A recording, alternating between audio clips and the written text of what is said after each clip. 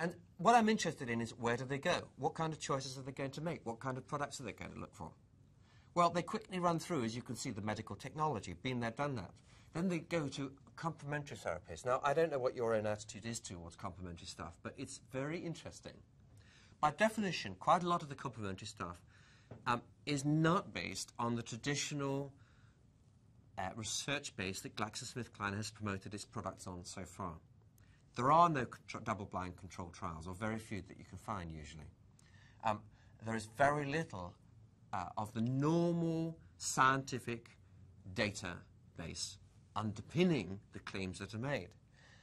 And yet, I said at the beginning that the future is not about logic, it's not about science, it's not about evidence, it's about emotion, and emotion is what drives the future. And it's emotional connections, the passions that people feel for these medicines, these alternative medicines, that drives the complementary market, and it's absolutely huge.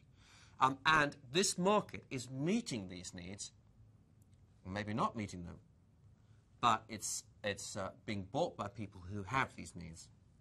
And it's very difficult to quantify this market. It's diffuse.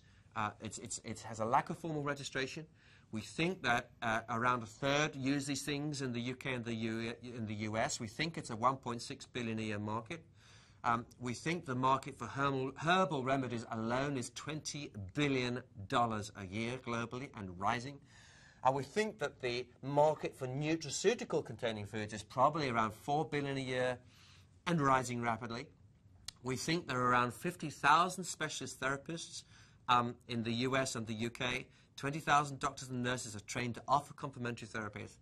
And it's a sign of total frustration with traditional therapy.